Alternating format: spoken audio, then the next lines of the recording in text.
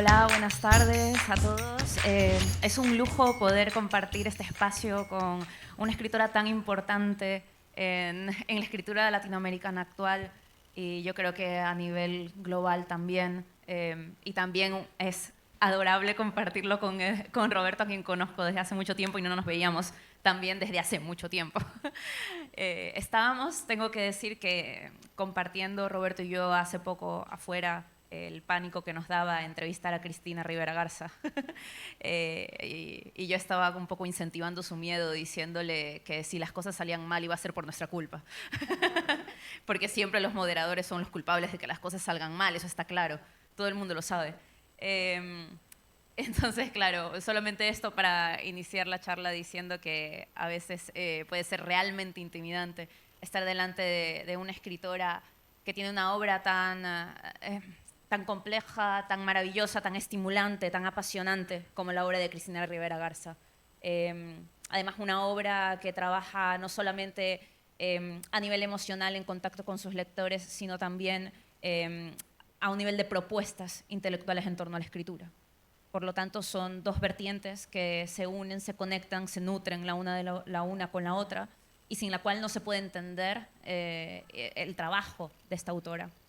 Entonces, bueno, empezaría por decir que, bueno, no voy a presentar largamente a Cristina Rivera Garza porque ya la conocen, pero bueno, sí es una autora que ha escrito novelas, ha escrito cuentos, ha escrito ensayos, ha escrito poesía. No hay ningún género que se le resista y esta mesa se llama Escrituras Híbridas porque también en cada uno de estos géneros ella ha logrado conectar con otros géneros a su vez e incluso producir escrituras y textos escriturales en donde el centro mismo neurálgico del acto escritural es la convergencia entre disciplinas múltiples. Entonces, empezaríamos, digamos, esta mesa que Cristina lo decía hace un rato, me lo decía, esta mesa viene muy a cuento con lo que hemos estado conversando en las dos mesas anteriores. Y es así, en la mesa anterior justo se habló del archivo, en la primera mesa se habló también sobre, bueno, en la primera y en la segunda, sobre migración, desplazamientos, aislamientos o conexión con otros. Y creo que eso es prácticamente el centro de lo que vamos a hablar hoy. Voy a empezar solamente diciendo que cuando nosotros nos referimos a esta mesa como escrituras híbridas, y cito un fragmento que saqué de un texto de María Negroni, es un ensayo que se llama El arte del error. Ella dice: uno de los malentendidos más viejos en materia literaria y que bien puede extenderse al campo entero del arte es el que se empeña en clasificar las obras en categorías, géneros, escuelas, allí donde, en sentido estricto, no hay más que autores y artistas, es decir, aventuras espirituales, asaltos y expediciones dificilísimas que se dirigen, cuando valen la pena, a un núcleo imperioso y siempre elusivo. Cuando leí esto, justamente pensé en el tema de esta mesa y en la obra de Cristina, y en cómo también María Negroni decía sobre esto, que pensaba que a la escritura, al acto escritural no le interesan los géneros. Y claro, hay una tradición muy amplia de escritores que trabajan en esta línea, por supuesto. Recordé también un ensayo de Raúl Zurita, que es un autor que me gusta mucho. Este ensayo se llama Los poemas muertos. Y en este ensayo justamente Raúl Zurita decía como todos de cierta manera estamos hablando la lengua de los muertos. En la escritura de Cristina están presentes los muertos de una forma muy, muy importante y central. Están los desaparecidos, pero también están los vivos, que llevan justamente la memoria, la reconstrucción de la memoria y también las voces de los muertos. No para hablar por ellos, y esto es importante, porque en la obra de Cristina no hay nadie que hable por los muertos, sino que hay algo maravilloso que se da el espacio de la palabra para ellos. En muchas de sus obras justamente está esta parte.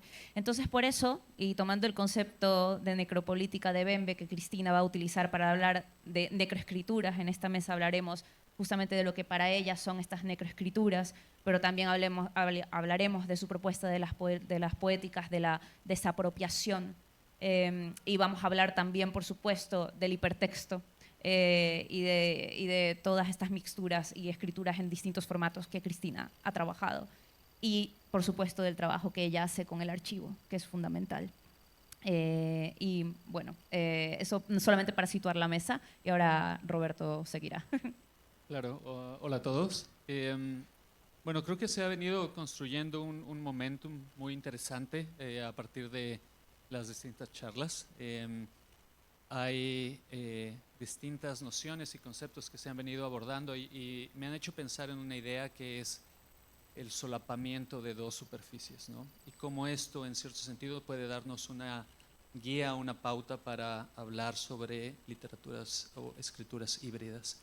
Entonces, un poco para delimitar el espacio del que vamos a hablar hoy, creo que mi primera pregunta para ti, Cristina, es, en tus palabras, ¿cómo entiendes el tema de escrituras híbridas y cómo lo abordas desde tu proceso de escritura? Muchas gracias. Antes que nada, es verdaderamente un placer estar aquí hoy con todos ustedes. Gracias, Mónica, por esas palabras y por la presentación, por el diálogo. Gracias, Roberto, de verdad. Y a todas las instituciones que tienen que ver con esta reunión también. Me parece que ahora que estamos juntos en esta etapa de la pandemia, porque como todavía no se ha acabado, no podemos decir que estamos al final de la pandemia, pero en esta etapa estos encuentros se vuelven muy entrañables. Cada vez sabemos menos cuándo va a ser el siguiente, si nos vamos a volver a encerrar o no. Así es que en el aquí y el ahora, muchas gracias. Qué felicidad de estar aquí. Y sí, tienen toda la razón. Yo creo que las conversaciones anteriores de alguna manera van entretejiendo muchos de los temas de los que me gustaría hablar y de los que hemos ido mencionando, cosa que habla, por supuesto, de la excelente curaduría de todo el evento, ¿no? De irse preocupando de crear esta red y esta conversación que se va de mesa a mesa y que seguramente después continuará acá abajo, no solo de este lado del escenario, sino allá abajo. Fíjate que yo creo que cuando trabajamos con preguntas, con preocupaciones lo suficientemente complejos, lo suficientemente fuertes, y tienen que serlo, porque si estamos trabajando en algún libro vamos a pasar años seguramente con esos temas alrededor. Si trabajamos con algo así, honrando esa complejidad, vamos a tener que atentar contra o interrogar al menos lo que la literatura nos entrega como géneros consabidos o géneros ya hechos. Se trata menos, creo yo, de hacer como que no existen, digo porque formamos parte de esas tradiciones, y creo que se trata más de ir encaminando estas preocupaciones, a veces estas obsesiones, ¿no? Para elegir, utilizar ciertos elementos de estos géneros, pero para interrogar y ponerlos en contraste con otros géneros. No sé, por ejemplo, si me interesa de repente, como me ha interesado la relación del algodón con la tierra y fenómenos de la migración entre la frontera de México y Estados Unidos, esta es una historia muy familiar, tiene que ver con migración de mis abuelos a inicios del siglo XX, en los años 30. Yo pude haber contado una historia simplemente humana acerca de qué los hizo a ellos salir del centro de México, mis abuelos paternos, caminar todo el trecho del territorio hasta el estado norteño de Coahuila, hasta la zona minera, y de ahí después volver a caminar a un área entre el estado de Tamaulipas y el estado de Texas, donde se llevó a cabo un proyecto muy importante para producir algodón. Y digo que pude haber contado la historia humana, que ya es compleja en sí, ¿no? ¿Qué los llevó a salir de un lugar? ¿Qué los atrajo a llegar a otro? Pero después las preguntas continúan. Y no solo están los abuelos, no solo están las carretas en las que avanzaban, no solo están los caminos. ¿Quién abrió los caminos? ¿Por qué estaban aquí? ¿Qué agencia del Estado tuvo que preocuparse para que eso existiera? ¿Con qué motivo? Y después, ¿quién trajo esas semillas del algodón? ¿Desde dónde venían? ¿Qué tipo de relaciones de trabajo construyeron? ¿El algodón hablaba? ¿Tenía algo que decir también en todo este proceso? ¿Hablaba la tierra? ¿Hablaba el campo como tal, las piedras? Las preguntas continúan. Y les digo, si la obsesión es, si estamos dispuestos a seguirla lo más cercanamente posible, sería muy deshonesto, sería todo lo contrario, pues sería muy limitante decir yo solo quiero escuchar la historia de mis abuelos y ahí lo dejo, quiero escribir una novela de ese tipo. Pero cuando se sigue todo lo demás, yo tuve que hacer crónica, ¿no? Es decir, cuando dije, bueno, ¿qué le pasaba a esos caminos? ¿Cómo se veían? ¿Cómo se sentirá caminar ahí? Entonces, todos estos años después, pues hay que recorrer, como hablaban de la crónica hace rato, ¿no? Hay que ir por el detalle, hay que sentir, hay que ver, hay que poner el cuerpo ahí y ver qué siente el cuerpo todos estos años después. Y yo quería oír también las voces del algodón, pero pues no hablo algodonés, ¿verdad? No crecí como algodona. Entonces, lo único que podía hacer era consultar los lenguajes a través de los cuales los humanos hemos traducido al algodón, que son usualmente pues, el lenguaje de la agronomía, de los fertilizantes, de la química, de la geología, etc. Entonces hay que hacer mucha investigación y entonces ahí uno se transforma en otra cosa. Hay que preguntarle a la gente, hay que preguntarle a los que crecieron ahí, a los nietos de ellos, cuáles son el legado, qué es lo que están construyendo, tiene que ver eso en su vida presente o no. En fin, todo esto nada más como un ejemplo de la pregunta cómo se va construyendo a lo largo de mucho tiempo, cómo se va derivando, cómo va dejando cabos sueltos. Y creo que mi manera de trabajar tiene mucho que ver con tomarlos a todos estos cabos sueltos en serio, en no decir que ninguno de ellos es menos o más importante, en tratar de abrir un espacio en el proyecto del libro. Usualmente pienso en proyectos más que proyecto de libro como tal, pero un proyecto que pueda abarcarlos y abrazarlos, ¿no? Y por eso muchas veces pienso en estas estructuras. Sabes que en lugar de darle el título de híbrido, en mi cabeza yo usualmente me refiero a estas, aunque creo que son más o menos lo mismo, pero me refiero en mi cabeza a estas escrituras como colindantes. Y creo que la única diferencia aquí sería en que cuando estamos tomando en cuenta estos espacios de la colindancia, cuando vemos qué está cerca de qué se yuxtapone con qué sigue este ordenamiento, creo que lo que queda ahí es una tensión, algo que no se va a volver a juntar y a formar una unidad armoniosa. Y a veces creo que el término hibridez tiene ese dejo. A mí me interesa crear estructuras en libros en que la tensión se conserve, en que se sepa ahí a través de los escritos mismos que hay géneros en conflicto, que sí sabemos que están, que no se trata de hacer como que no existen, como que no está también esa historia literaria, esta historia de cómo se han contado las cosas hasta ahora y cómo queremos contarlas de ahora en adelante, ¿no? En ese proyecto en sí. Entonces, por eso es un poco invocar a la potencia política del conflicto que rechaza la unidad armoniosa, porque me parece prefabricada de alguna manera, ¿no? Hace poco, les voy a decir algo que me hicieron notar a mí, yo no llegué a esta conclusión y voy a citar a quien me lo dijo, Andrés, lo anoté, déjeme para que no se me vaya a olvidar, Olaizola,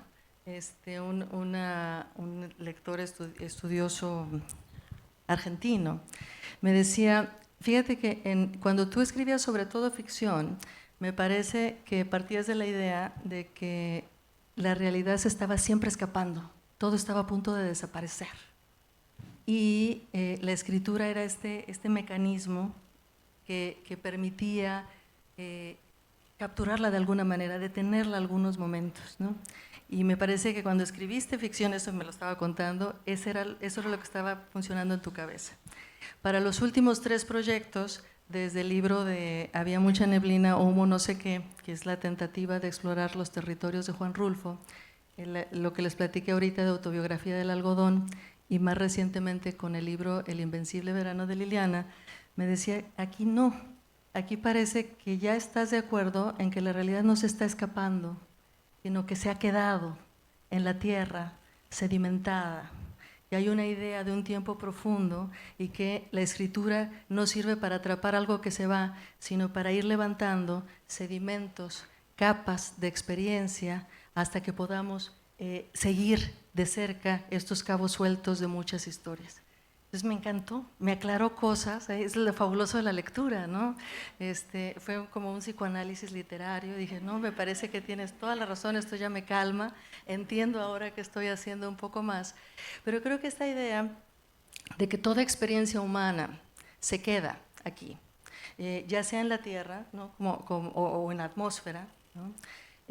Pero está con nosotros siempre, produce otra manera de acercarse a los materiales. La gran curiosidad de ver entonces dónde queda, cuál es ese, lo que en geología se llama el tiempo de residencia. Todas las sustancias se quedan con nosotros. El sodio y el potasio tardan, no sé, millones de años en desaparecer, ¿no? Es decir, no estamos hablando de recuerdos abstractos, de memorias que nuestra intelectualidad trae a colación o invoca. Estamos hablando de recuerdos materiales, de memorias materiales por las cuales estamos siendo circundados siempre. Estas voces de los muertos de las que hablabas hace ratito, no como algo que me imagino, no parte de un realismo mágico que anda por ahí, sino de una materialidad radical, ¿no? ¿Cómo le vamos a hacer para que la escritura pueda tocar esas experiencias? ¿Qué tantas capas tenemos que ir levantando para poder llegar a esa cosa palpitante, que es a la que no sabíamos que íbamos, ¿no? Porque si lo supiéramos para qué ir, pero que cuando la encuentras dices, ah, ahí está. Entonces, todo ese trabajo para mí requiere pues mucha investigación, pero cada que utiliza uno la palabra investigación nos llega a la memoria las tareas escolares y la cosa cuadradita, ¿no? De que A más B y demás. Y yo aquí estoy hablando un poco de esta investigación más amplia. Una investigación, qué bonita la cita de María Negroni, una apertura espiritual, ciertamente, ¿no?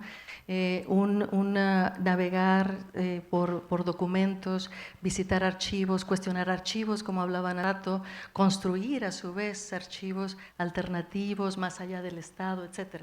Creo que todo eso, lo que me ha obligado a hacer es a ir construyendo libros en los cuales la ficción y la no ficción se van mezclando, se van interrogando la una a la otra. En algunos, como en Autobiografía del Algodón, la ficción es el anfitrión, es el género anfitrión de muchos otros géneros. Sobre todo porque estaba tratando de reconstruir la historia, un trayecto migratorio de mis abuelos pescadores de algodón, de los que se fueron de México hacia la frontera y de los que fueron deportados de Estados Unidos hacia la frontera. Había muchas cosas que sabía, pero todos aquellos que han lidiado con la memoria no normativa, ¿no? Con la memoria no hegemónica, saben que hay muchas cosas que nos perdemos, que no hay archivos suficientes, no hay huellas suficientes.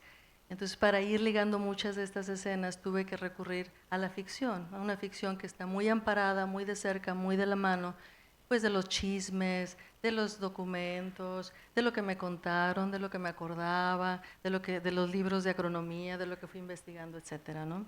Pero hay otros, como en el libro del Invencible Verano de Liliana, en el que exploro el feminicidio del que fue víctima mi hermana, Liliana Rivera Garza, en 1990, y ahí yo creo que utilizando una plétora de documentos muy variados, que van del archivo institucional al archivo afectivo y a sus propios escritos, notas de periódicos, entrevistas y demás, yo ahí creería que el género anfitrión es la no ficción en cuanto tal. Entonces creo que hay esta relación como de abrazo, ¿no?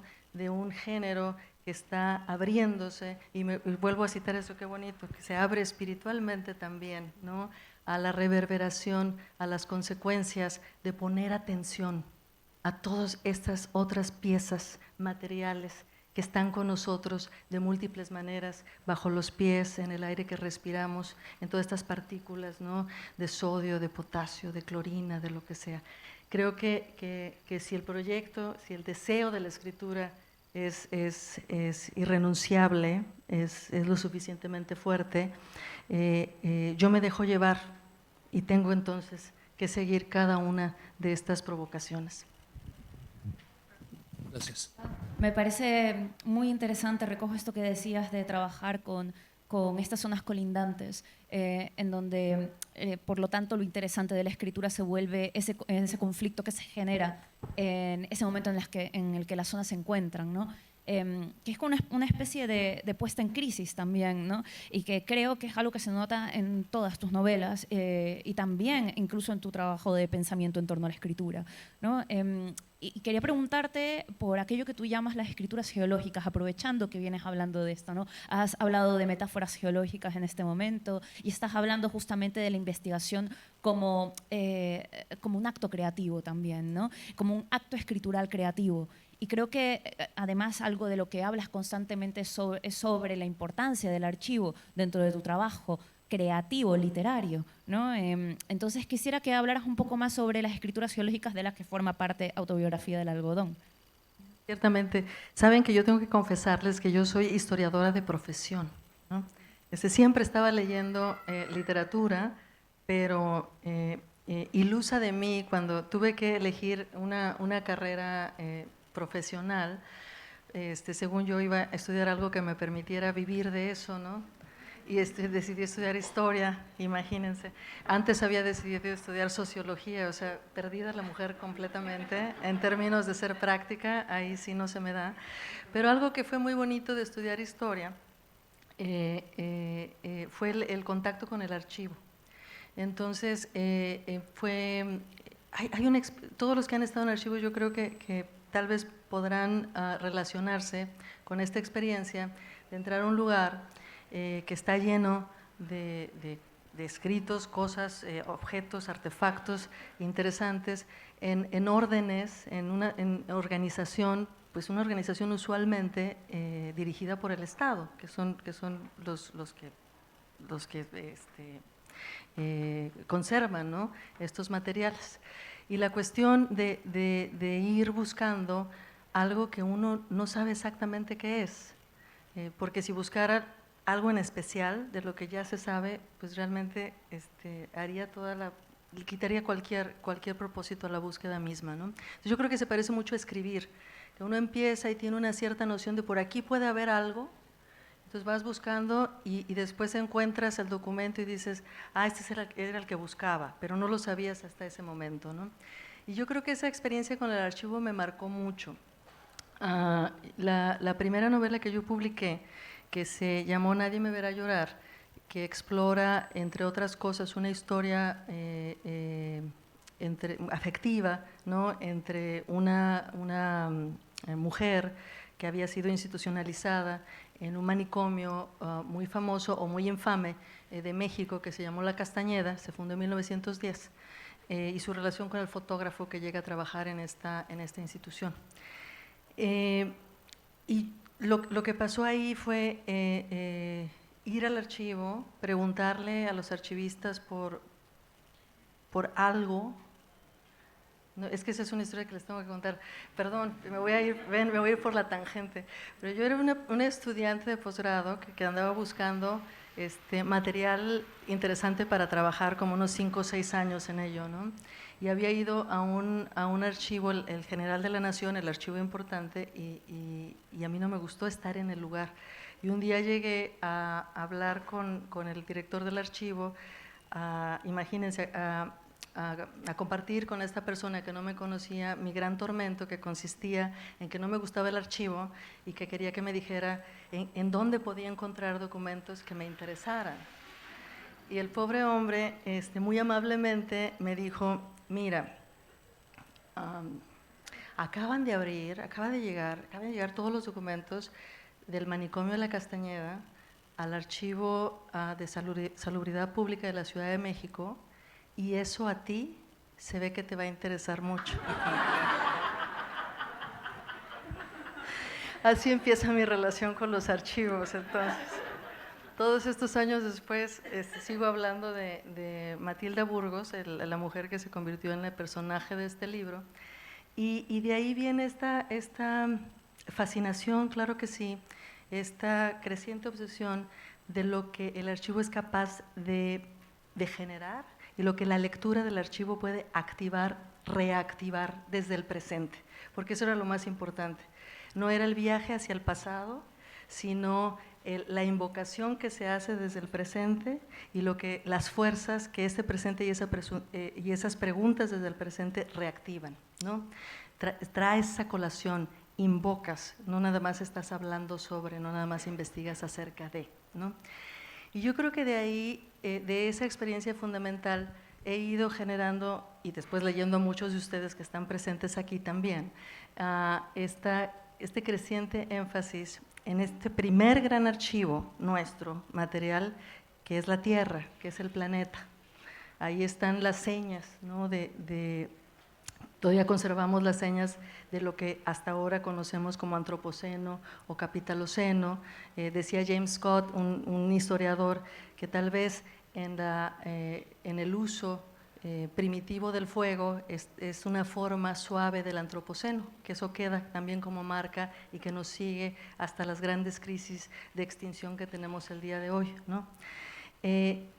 Y cuando hacemos la pregunta, le hacemos esta pregunta a este archivo, ¿no? del territorio, y el territorio en su sentido más amplio, de lo que está bajo los pies, pero también la atmósfera, la cuestión es que terminamos haciendo preguntas sobre cómo se produce ese territorio, sobre quién lo produce, sobre quién está ahí, y sobre todo, por qué unos están ahí y por qué otros no están ahí. Si yo estoy aquí, quiere decir que quién estuvo antes, a quién dejaron, a quién expulsaron, por qué se pasa eso. Es decir, hacemos una pregunta sobre la explotación y sobre la acumulación.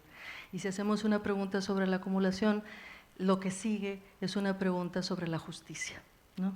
Y a mí ese recorrido me interesa mucho. A ese recorrido es a lo que llamo las escrituras geológicas. Es decir, no solo está el énfasis en la cuestión, digamos, de la naturaleza, como muy bien lo acaban de decir, Carlos, en la mesa anterior, sino una pregunta tal vez más amplia, es decir, cómo producimos esta realidad material que nos constituye y sobre la cual, y que estamos atravesando, intentando atravesar con otro proceso material, que es el proceso de la escritura, ¿no? Entonces, para mí, novelas que leo, que creo que tienen este énfasis y que de una manera no explícita, no obvia, pero nos están obligando a hacer esa pregunta. Yo digo, esta es una escritura geológica.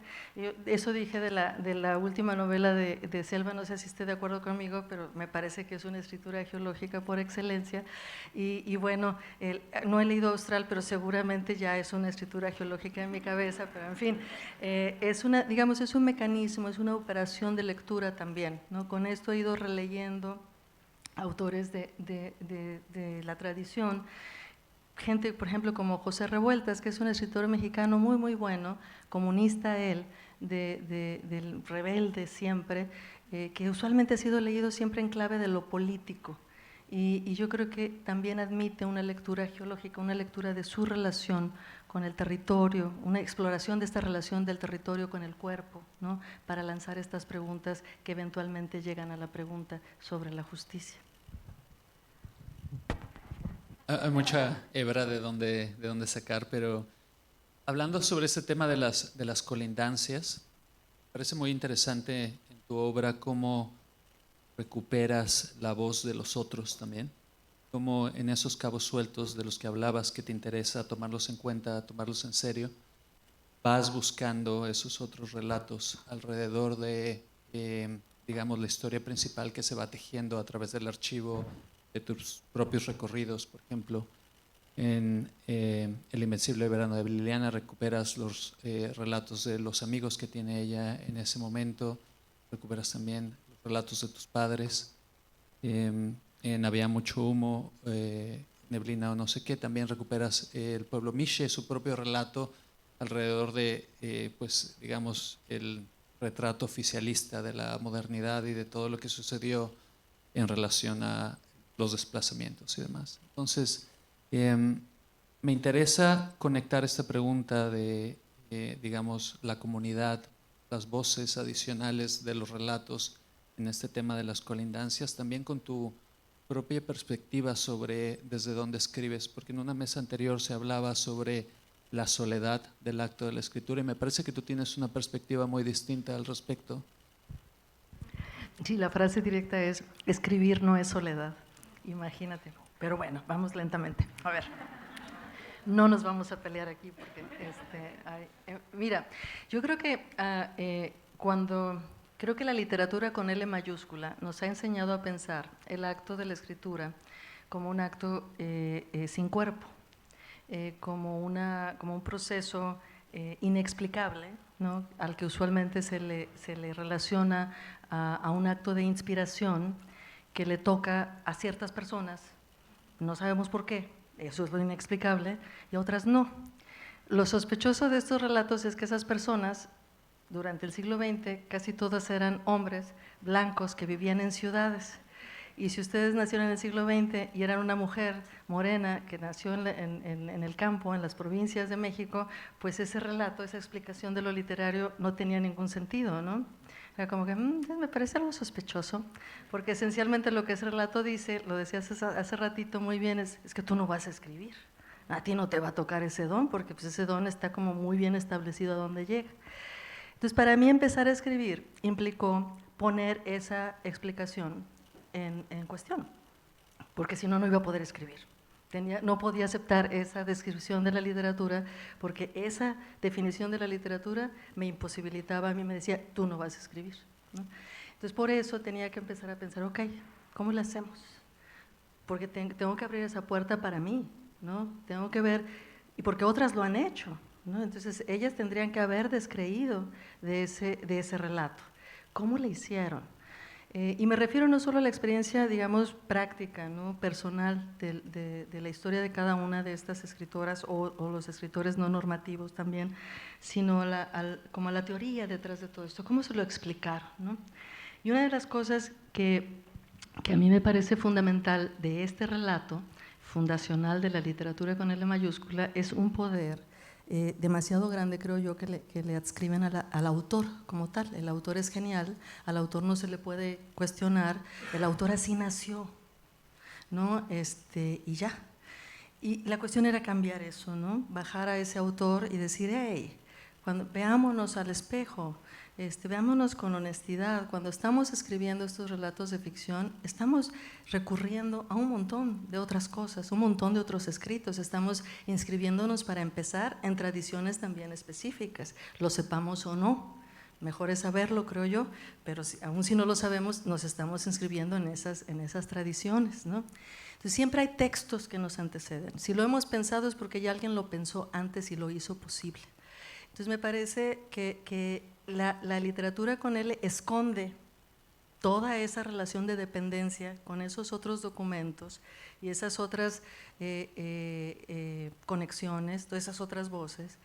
Y entonces me gustaba pensar, eso le llamamos apropiación, eso es apropiarse de, ¿no? de una experiencia y ocultarla.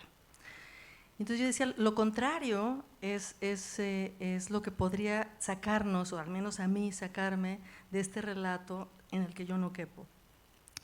Y lo contrario era lo desapropiativo, es decir, mostrar en cada relato, en cada texto, estos otros muchos que lo preceden y del cual está hecho. Y aquí es donde se unen las escrituras desapropiativas con las sedimentaciones de lo geológico. Entonces, en los talleres literarios siempre lo han de haber escuchado alguna vez que decían que no se noten las costuras, ¿no? Un relato que no muestra las costuras es un buen relato. Pues lo desapropiativo en términos generales es que se noten las costuras, y no solo por cuestiones estéticas, sino también políticas, o no solo por cuestiones políticas, sino también estéticas. Cuando escribimos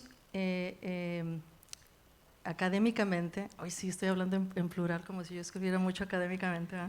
Cuando se escribe académicamente, hay un aparato, ¿no? que es la bibliografía y el cita de pie y todo, que le permite a estos escritores dar cuenta de esa relación con otros textos y otras ideas de otros. Yo creo que en la ficción y en la no ficción de lo que se trata estéticamente es de enfrentar el reto de cómo le hacemos para dar cuenta de la presencia de esas otras huellas en textos que no son académicos, que tienen otra intención de conmover y conectarse de otras formas con sus lectores, pero que también quieren dar cuenta de esta no soledad de este mundo compartido, de esta compartencia original que me parece que está en el corazón de toda escritura.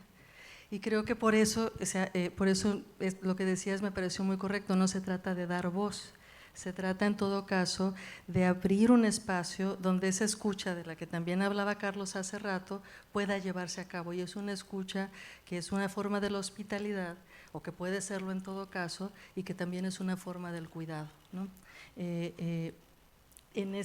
Por eso mi insistencia en que no escribimos solos, o sea, sí, claro, estamos frente a la computadora y mejor que no haya pues nadie alrededor, porque aunque hay gente que escribe muy bien en los cafés, ¿no? Y todo eso, bueno, en fin, pero el asunto es que estamos con lenguajes que tienen historia, estamos con un lenguaje que tomamos prestado, un lenguaje que nos viene lleno de experiencias de comunidades enteras, de comunidades de las que usualmente nosotros formamos parte también, y creo que honrar esa conexión y esa comunión es también fundamental al acto de la escritura. Creo que pensarla es también fundamental. Cuando no pensamos esta relación entre la experiencia y la escritura, es muy fácil caer en procesos de apropiación, con todos los dilemas éticos que esto involucra.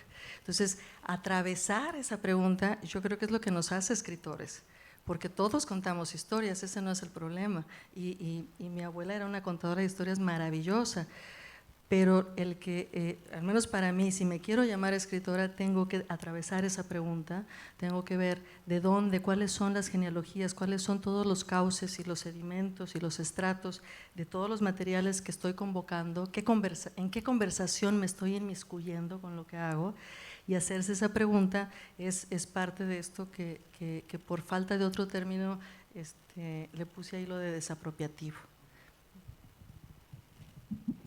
Justo en un libro de poemas tuyo, Los textos del yo, tú abres con las siguientes citas. La primera es de Deleuze y Guattari y dice: llegar al punto en que no sea importante hablar del yo o no hablar del yo.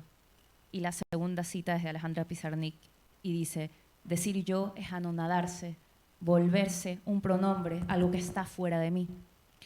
Y luego tienes un libro de ensayos que se llama Dolerse, textos desde un país herido, que tiene una continuación, una especie de continuación que se llama Condolerse, que es un texto en donde otros autores hablan contigo justamente sobre la escritura del dolor y sobre cómo eso ejerce también otras formas de escrituras colindantes, opuestas en crisis a través de la escritura. Y aquí tienes un texto que me parece fascinante, es sí, podemos llamarlo poema o no, se llama La Reclamante, que es un texto colectivo, en donde hay palabras tuyas, pero también hay palabras de Luz María Dávila, Ramón López Velarde, Sandra Rodríguez Nieto. Y son palabras que hablan directamente desde el dolor de personas que han perdido a seres queridos. Y tú aquí entras en el discurso con ellos, ¿no? Entras con estas palabras que no fueron lanzadas para hacer poesía, fueron lanzadas para expresar el dolor extremo de perder a alguien, de que alguien a quien tú amas esté desaparecido. A mí me parece fascinante y quería preguntarte por eso, porque es una línea fascinante de tu trabajo. Cómo trabajas con las escrituras del dolor y cómo esto justamente conecta con la escritura desapropiativa de la que tú hablas, porque creo que es una cosa casi ética, pero también creativa e inventiva de la escritura. De hecho, me parece una propuesta escritural revolucionaria, ¿no? Porque tiene que ver con el bajar la idea del genio, la idea del escritor o de la escritora, que no hablemos de genio, ¿no? Estamos hablando de otra cosa, estamos hablando de algo colectivo, ¿no? Y cada vez tú tienes también varios libros que escribes colectivamente, ¿no? En donde no solamente hablas de que a través de mí habla el colectivo, no, literalmente tienes libros colectivos en donde escribes con otros. Entonces quería preguntarte por esa línea, por la escritura del dolor y también por las necroescrituras, ¿no? Que están ligadas, que tienen que ver justamente con la escritura del dolor. Sí, ciertamente. Saben que yo tengo muchos años viviendo en Estados Unidos, ya más de 30, pero siempre he tenido una relación muy cercana con México. Nunca la he dejado, ni la voy a dejar. Y en los años recientes de la guerra, de esta mal llamada guerra contra el narcotráfico, en el que hay una cantidad enorme de desaparecidos y una cantidad de sufrimiento social impensable, de muchas maneras, por supuesto que me tocó muy de cerca y que he tenido que pensar también en ello como parte de mi labor creativa, ¿no? Por ahí del 2007 yo tuve una columna en un periódico mexicano que se llama Milenio, y yo no me di cuenta. En la columna yo podía escribir lo que quisiera, hablaba de libros, hablaba de exposiciones, de cosas por el estilo, pero poco a poco fui escribiendo más y más sobre algo que se sentía alrededor, ¿no? Y que era precisamente este aleteo sórdido, terrible de la violencia y todas sus consecuencias. Era una época en que se hablaba poco de esto, se hablaba de distintas maneras, de formas no necesariamente directas. Y uno de los lenguajes en los que sí se podía hablar de la violencia era en un lenguaje muy flexible, que nos rodea por todos lados, que es el lenguaje del dolor, ¿no? El dolor que podía expresarse ya sea en términos religiosos, ya sea en términos médicos, en muchos tipos de discurso, pero era por ahí, por los lenguajes del dolor, que uno se daba cuenta de cómo iban subiendo los niveles de violencia, de cómo la violencia nos estaba atrapando y nos estaba tocando y nos estaba destrozando a todos a su paso, ¿no? Y yo había estado estudiando cuestiones sobre el sufrimiento social por otros asuntos, bueno, precisamente por la cuestión del manicomio, ¿no? Que es uno de esos sitios donde se concentra, donde están las huellas muy patentes de un dolor, de un sufrimiento social. Entonces me puse un poco a hacer la relación entre estos distintas maneras de aproximarse al sufrimiento social y lo que estaba escuchando, lo que se dejaba oír, ¿no?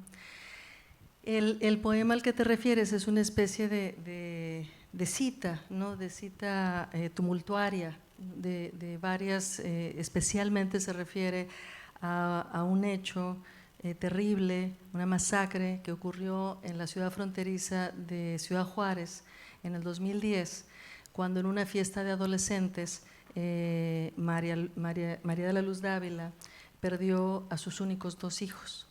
Días después, el entonces presidente de México, que es en gran parte responsable de desatar y de acelerar la violencia de la mal llamada guerra contra el narco, se presentó a Ciudad Juárez sin reconocer de ninguna manera la violencia circundante, y entre las personas que estaban ahí, Luz María Dávila se puso de pie e increpó al presidente. Le dijo unas palabras que yo leí citadas por parte de Sandra Rodríguez, que es una periodista que yo conocí que sigo conociendo, pero que ya conocí entonces. Y a mí la noticia me dejó, o sea, me atravesó por completo, y dije, yo no podría escribir algo mejor o algo más poderoso o algo más conmovedor en el hecho de conminarte a reaccionar que lo que ella dijo, Luz María Dávila. Y no lo podría hacer sin citar, sin poner en juego la cita, cómo llegó a mí, ¿no? A través del escrito y las palabras de Sandra Rodríguez. Y en esa época yo estaba leyendo a un poeta mexicano, católico por cierto, conservador de hecho dicen, aunque literariamente hace unas cosas espectaculares, y había palabras de este mundo provinciano de inicios del siglo XX que caían, chocaban, tenían esta especie de rejuego contrastante y de conflicto también con esta violencia que Luz María ponía